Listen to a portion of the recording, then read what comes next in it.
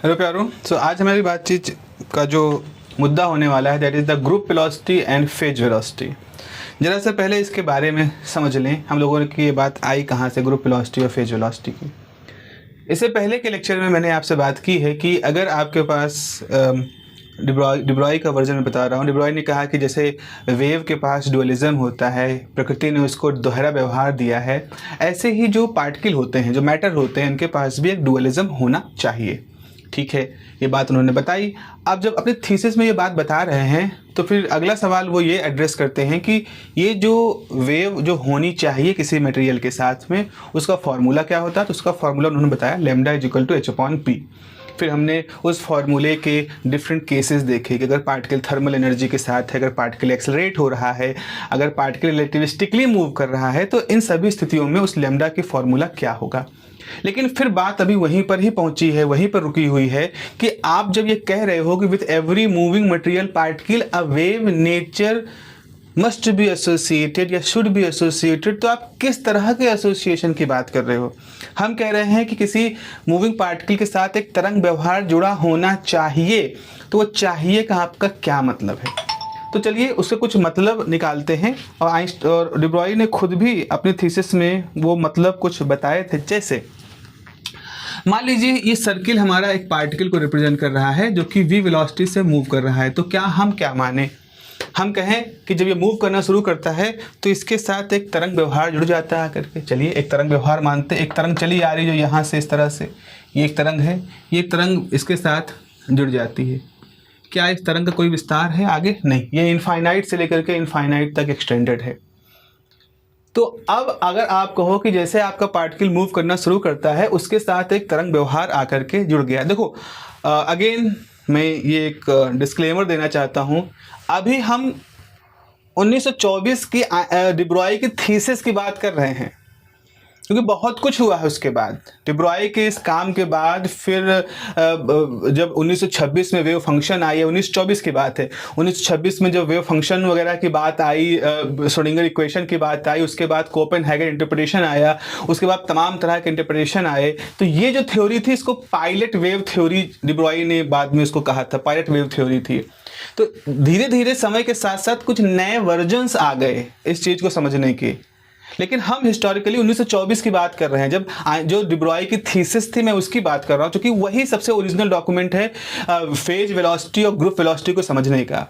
क्योंकि समय के साथ साथ आने वाले 1924 के बाद आने वाले जो 6-8 साल थे उसमें एकदम से चीज़ें बदल चुकी थी, एकदम से चीज़ें बदल गई, तमाम तरह के इंटरप्रिटेशन एंड क्वांटम मैकेनिक्स एक अलग लेवल पहुंच चुकी थी। लेकिन विचार को समझना है तो सबसे पहले ओरिजिनल डॉक्यूमेंट को ही हम एक बार अपना टैकल करते हैं।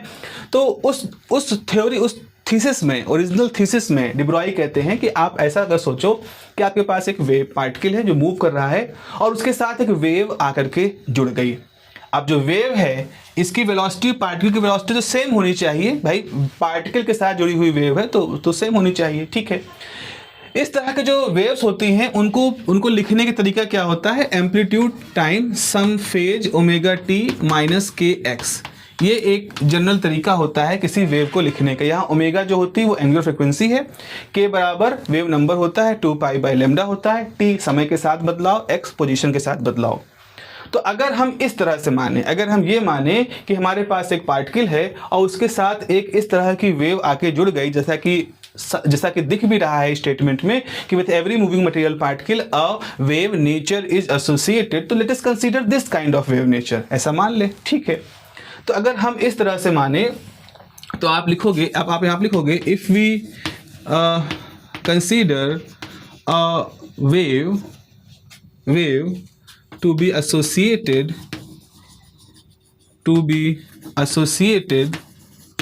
with particle as shown in above figure, its phase, इसका जो फेज है, ये वाला टर्म है, it phase must be constant. मतलब ऐसा कांस्टेंट होने का मतलब है समय बदलेगा, टी बदलेगा तो उसी समय एक्स भी बदलेगा। तो टी बदल रहा है, एक्स बदल रहा है, ओमेगा फिक्स है, के फिक्स है, लेकिन इसका प्रोडक्ट जो वैल्यू आती है इसके प्रोडक्ट की जो वैल्यू आती है उनका डिफरेंस हमेशा कांस्टेंट है। तो जैसे मान लो यहाँ इनका कांस्टेंट 5 है, तो एक नया t आ गया, एक नया x आ गया, लेकिन ये भी वैल्यू बढ़ गई, ये भी वैल्यू बढ़ गई, लेकिन फिर भी डिफरेंस 5 ही रहेगा। फिर आने वाले समय में ये t बढ़ गया, x बढ़ गया, लेकिन इसका प्रोडक्ट का वैल्यू, इसके प्रोडक्ट की वैल्यू का अंतर अभी भी 5 है।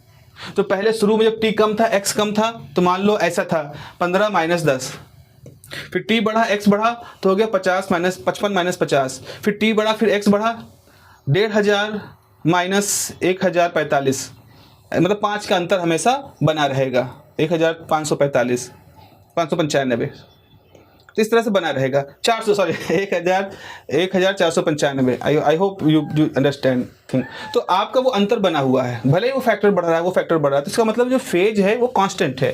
So in above figure its phase must be constant, यानी कि omega T minus K X is some constant.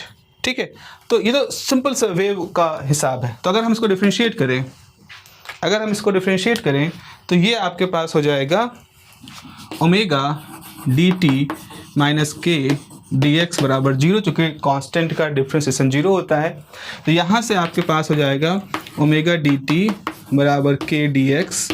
अगर हम इसको इधर कर दें तो जाएगा D x minus D T, तो ये हो जाएगा ओमेगा अपॉन के।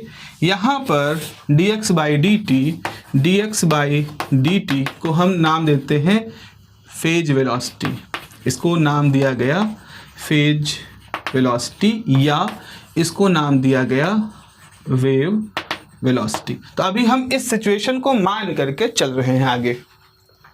तो आपके पास फॉर्मूला हो गया Vp बराबर ओमेगा अपॉन के। मान लो इक्वेशन नंबर 1 है ये। अब इस इक्वेशन नंबर 1 को हम और अच्छे तरीके से एनालिसिस करते हैं कि इसमें कुछ और भी क्या निकाल सकते हैं। तो न्यूटन के ज़माने की बात है, कोई नई बात तो है नहीं, निकाल सकते हैं। हमारे पास फॉर्मूला क्या है, बाई आपका कहते हैं Einstein Planck relation, by Einstein Planck relation क्या होता है, E बराबर एच न्यू। आप अगर h अपॉन 2 कर दोगे और 2 से डिवाइड कर दोगे तो ये हो जाएगा h क्रॉस बाई ओमेगा। तो यहाँ से ओमेगा बराबर हो जाएगा E upon h cross. Also by de Broglie relation में क्या होता है, lambda is equal to h upon P. तो p बराबर h अपॉन लेमडा। हम क्या करें, 2 से डिवाइड कर दें, 2 से मल्टीप्लाई कर दें, तो जाएगा h क्रॉस k। तो p बराबर h क्रॉस k, तो k बराबर p by h cross, p बराबर h क्रॉस k, तो k बराबर p बाई h क्रॉस। तो आपके पास एक तो फॉर्मूला ये आ गया ओमेगा का, एक फॉर्मूला ये आ गया। तो इसको यूज करके क्वेश्चन नंबर 1 में क्या रखा जा सकता है, बिल्कुल रखा जा सकता है। तो हम देखें क्या रखा जाएगा। हमारे पास फाइनली क्या आ जाएगा, हमारे पास फाइनली आ जाएगा यहाँ पर Vp बराबर ओमेगा बराबर E बाई एच क्रॉस, और इसको K की वैल्यू रखोगे तो ये h क्रॉस बाई P हो जाएगा, कैंसिल हो गया, तो E अपॉन P। तो फेज वेलोसिटी का जो फॉर्मूला आ गया वो E बाई P है। अब हम बात करते हैं कि हमारा जो पार्टिकल है वो बहुत हाई वेलोसिटी से मूव कर रहा है। तो अब हम सिचुएशन सोचें, इन रिलेटिविस्टिक मैकेनिक्स E को हम लिख सकते हैं gamma time m0 c²। Again ये एक और चीज़ है रिलेटिविटी की। अनफॉर्चुनेटली हम रिलेटिविटी पढ़ नहीं रहे हैं, इसलिए मैं बार बार उसको ला रहा हूँ, और लाना मजबूरी है, because relativity is very influential theory. तो यहाँ पर E को हम गामा टाइम m0 c लिख सकते हैं। गामा क्या है हम लोग बात करेंगे, gamma is the relativistic factor, and P बराबर गामा टाइम m0 v होगा। m0 mc² था, हाँ m0 v होगा। ये फार्मूला होगा where gamma is relativistic factor, जो रिलेटिविटी की थ्योरी का मुख्य हिस्सा था। सो हमारे पास Vp कितना आ जाएगा, Vp इज E की वैल्यू रखो gamma time m0 c², P बराबर gamma time m0 v। Gamma gamma M M cut गया, सी स्क्वायर बाई वी। तो फेज वेलोसिटी की वैल्यू क्या आ गई, C by V. This is a very very interesting result, this is a very interesting result. क्यों interesting हमें दिख रहा है, let me explain you why this is a very interesting result. Again because there is no relativity, you don't have relativity, so this is going to create a little bit problem, but have faith on me. ये आपके पास ये diagram है, ऐसे चल रहा था। चलिए, तो यहाँ पर आप देखो, रिलेटिविटी हमसे कहती है कि भैया आप किसी पार्टिकल को, आपकी जो वेलोसिटी ऑफ पार्टिकल होती है, velocity of particle is always less than velocity of light. अगर वेलोसिटी ऑफ पार्टिकल जो होती है हमेशा वेलोसिटी ऑफ लाइट से ज़्यादा कम होती है, तो यानी कि v की वैल्यू, ये जो v है ये हमेशा c से कम होगा। खुद ही देखो, अगर वेलोसिटी v c से कम होगा तो vp हमेशा c से ज़्यादा होगा। कैसे, समझो। मान लो कि v है वो c का आधा है, मतलब वेलोसिटी जो है, वेलोसिटी की पार्टिकल की वेलोसिटी c का हाफ है फॉर एग्जाम्पल, ठीक है। तो अगर आप यहाँ रखोगे तो वी पी की वैल्यू क्या हो जाएगी, C square by C by two, C C cut जाएगा, आ जाएगा 2c। तो देखा आपने वी पी की वैल्यू कितनी आ गई, 2c। तो अब यहाँ उसी चीज़ को मैंने लिखा है कि चूंकि v हमेशा c से कम होता है, सो इसका मतलब है vp हमेशा c से ज़्यादा होगा।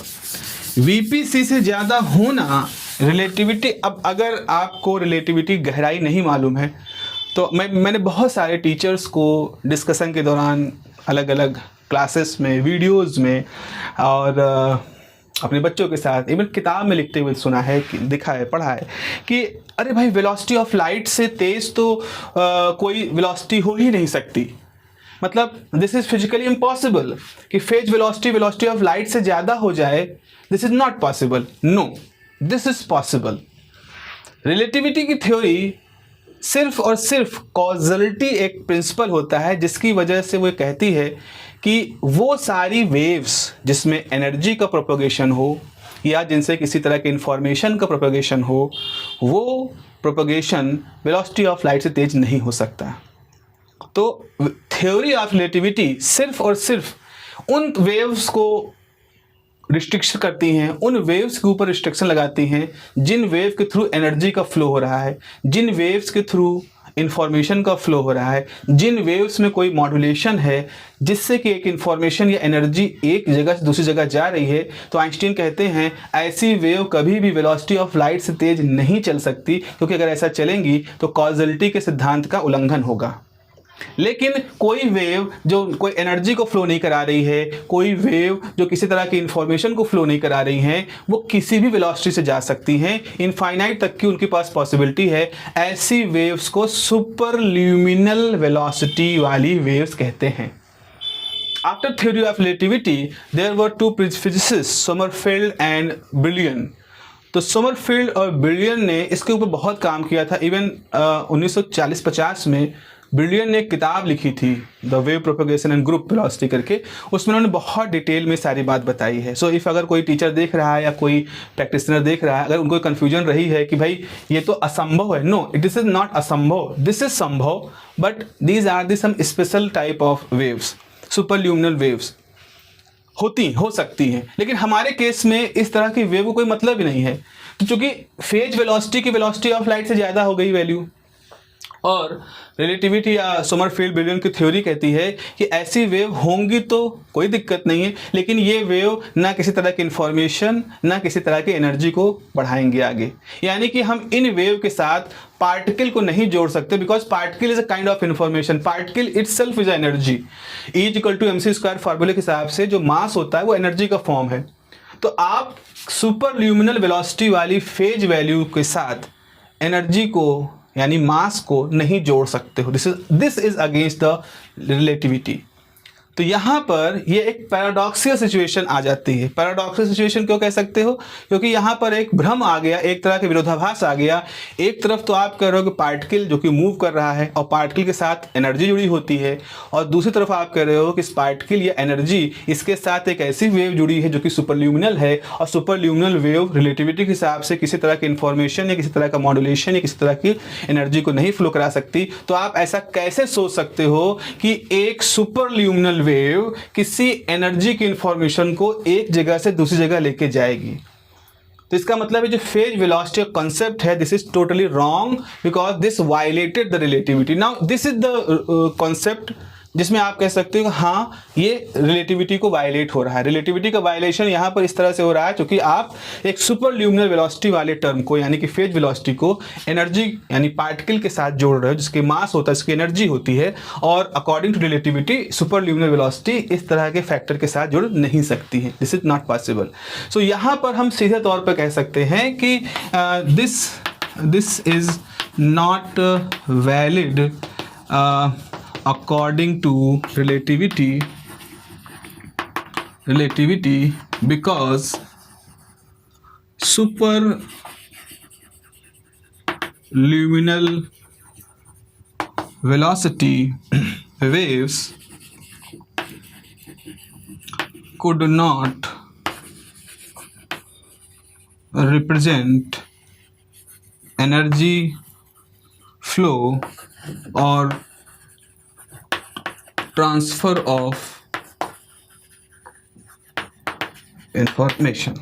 तो इस वजह से यहाँ से हमें पता चला कि जो फेज वेलोसिटी हैं वो तो अब हम उनको तो ये जो लॉजिक है कि एक इनफाइनाइट एक्सटेंशन की वेव आप यहाँ पे जोड़ सकते हो किसी मूविंग पार्टिकल के साथ, विच इज़ असंभव।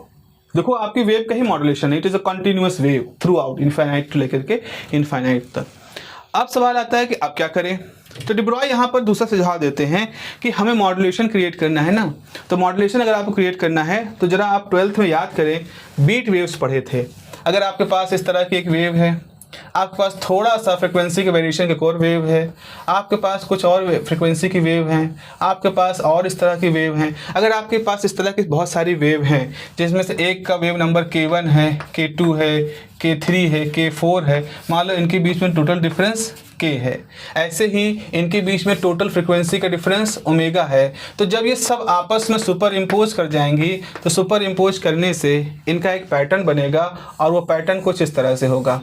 जो पैटर्न होगा वो कुछ इस तरह से होगा और इसको हम इस तरह से लिख सकते हैं। ये मेरे ख्याल से बीट वेव्स बनने की बात है जो आपने 12th में पढ़ी होगी। और ये जो बीट वेव्स है इसमें देखो यहाँ से लेकर के यहाँ तक समाप्त हो जा रही है, तो ये इसका एक्सटेंशन है, इतनी दूर में एक्सटेंड कर रही है वेव्स। तो ये कैसे बनी है? इन सारे वेव के ग्रुप से बनी है। ये जो वेव्स जिसकी हम बात कर रहे हैं, इसकी बात कर रहे हैं, ग्रुप से बनी है। तो इसे हम कहेंगे wave packet, group of wave, wave group, wave packet, wave group, इसको आप नाम दोगे। इसी ये जो इंटरफेरेंस का सिद्धांत है, वेव्स के इंटरफेरेंस का सिद्धांत है, डी ब्रॉय ने इसी के बारे में बात की। उन्होंने कहा कि भाई आप जो ये कह रहे हो कि किसी पार्टिकल के साथ एक सिंगल वेव जोड़ोगे तो ये सारी स्थितियाँ आ जाएंगी, पैराडॉक्सल सिचुएशन आ जाएगी, आप उसको नहीं रिप्रेजेंट कर सकते हो फिजिकली क्योंकि सुपरल्यूमिनल वेलोसिटी कॉन्सेप्ट आ गया है जो कि किसी इंफॉर्मेशन या एनर्जी को फ्लो नहीं करा सकता है as per relativity. So what we need to do, so अगला आइडिया डी ब्रॉय क्या कहते हैं कि आप ये सोचो, क्यों सोच रहे हो कि किसी पार्टिकल के साथ सिंगल वेव को आप क्यों मान रहे हो? स्टेटमेंट तो है wave nature, with every moving material particle a wave nature is associated. तो वेव नेचर तब भी होगा अगर आप ये मानो कि इसके साथ एक और भी वेव जुड़ी हुई है, फेज वेव, जिसका के कुछ और है, इसके साथ एक और फेज वेव जुड़ी हुई है जिसका ओमेगा और के कुछ और है, एक और फेज वेव जुड़ी हुई है जिसका के और ओमेगा कुछ और है। और जब ये सारी वेव्स एक साथ जुड़ी हुई मानी जाएंगे इस सिस्टम के साथ में, इस पार्टिकल के साथ में, तो ये आपस में एक तरह से सुपरपोजिशन कर देंगे, इंटरफेयर कर ले, सुपरपोजिशन कह देंगे। जब सुपरपोजिशन कर लेंगी तो ओवरऑल स्ट्रक्चर कैसा बनेगा? ओवरऑल स्ट्रक्चर ऐसा बनेगा, इसको मैं साफ कर दे रहा हूँ। पार्टिकल आपका जस का तस सही है यहाँ पर। अब क्या होगा, जब ये सारी वेव सुपर इम्पोज करेंगी तो ये कुछ ऐसा बन जाएगा, इस तरह से। आपने देखा वो सारी वेव्स एक तरह से कंस्ट्रक्टिव डिस्ट्रक्टिव इंटरफेरेंस करने के बाद उन्होंने एक वेव पैकेट बना दिया, this is the wave packet. समूह बन गया, वेव का एक समूह बन गया। अब जो वेव का समूह है, ये पूरे का पूरा समूह जिस वेलोसिटी से मूव करेगा वो वेलोसिटी ग्रुप वेलोसिटी कहलाएगी या वेव पैकेट की वेलोसिटी कहलाएगी। क्योंकि ये ग्रुप हमेशा इस पार्टिकल के साथ चला रहेगा, तो जब अगर पार्टिकल चल रहा है v वेलोसिटी से तो आप पाओगे कि ग्रुप वेलोसिटी भी v के बराबर ही होगी। इस तरह से डी ब्रॉय एक समस्या को आइडेंटिफाई करते हैं और ना केवल आइडेंटिफाई करते हैं बल्कि उसको रिजॉल्व भी कर लेते हैं, और रिजॉल्व करके वो हमें बताते हैं कि किस तरह से वेव ग्रुप की आप बात करें तो ज़्यादा सही इंटरप्रिटेशन होगा। यहाँ पर ये बात भी रह जा रही है कि पार्टिकल के साथ एक तरंग व्यवहार जुड़ा हुआ है, बिल्कुल तरंग व्यवहार जुड़ा हुआ है, तरंगों का समूह ही जुड़ा हुआ है, ये बात भी रह जा रही है। दूसरा, ये जो तरंगों का समूह है इसकी गति उस पार्टिकल के साथ भी है, v के साथ भी है जिस वेलोसिटी से वो पार्टिकल चल रहा है, यानी कि ग्रुप वेलोसिटी और वेव वेलोसिटी सेम है। आने वाले जब इंटरप्रिटेशन होगा, हम कोपेनहेगन इंटरप्रिटेशन करेंगे, तो वहाँ पर फिर हम वेव फंक्शन कोलैप्स और पार्टिकल के डिसअपीयरेंस की बात करेंगे, that is a different thing. But अभी हम यही कह रहे हैं पायलट वेव थ्योरी के हिसाब से कि आपका पार्टिकल मूव कर रहा है और उसके साथ उसका तरंग व्यवहार भी उसको कैरी करते हुए एक तरह से समझ लो आगे बढ़ रहा है। ठीक है, तो यहाँ ये है ग्रुप वेलोसिटी के ओरिजिनेशन का मेन कॉन्सेप्ट। आपसे ग्रुप वेलोसिटी के डेरिवेशन की भी बात पूछी जाती है कि भैया ग्रुप वेलोसिटी की वैल्यू क्या होती है, उसके बारे में बताओ, तो उसका डेरिवेशन हम करेंगे अभी आगे। अगर मैं बात करूं तो ग्रुप वेलोसिटी जो होगा वो हो जाएगा डेल्टा ओमेगा बाई डेल्टा के, या डिफरेंशियल फॉर्म में डी ओमेगा बाई डी के। इस प्रकार से आप उसका ग्रुप वेलोसिटी की जो वैल्यू है उसको डी ओमेगा बाई डी के टर्म में आप लिख सकते हो। ठीक है ना, ये होगा। तो चलिए अब हम करते हैं इस ग्रुप वेलोसिटी के फॉर्मूलेशन का डेरिवेशन, और फिर वहां से हम पाएंगे कि रिलेटिविस्टिक केस में भी क्या हम ग्रुप वेलोसिटी को फेज वेलोसिटी, ग्रुप वेलोसिटी को वेलोसिटी ऑफ पार्टिकल बराबर दिखा सकते हैं, क्वेश्चन पूछा जाता है। और क्या नॉन रिलेटिविस्टिक केस में भी ग्रुप वेलोसिटी को पार्टिकल वेलोसिटी बराबर दिखा सकते हैं, उसका भी एक डेरिवेशन आपसे पूछा जाता है। तो ये दो डेरिवेशन और ग्रुप वेलोसिटी खुद का डेरिवेशन अगला महत्वपूर्ण हमारा टॉपिक होने वाला है, और वो डेरिवेशन आपको बहुत ध्यान से समझना है because that is very important. ठीक है।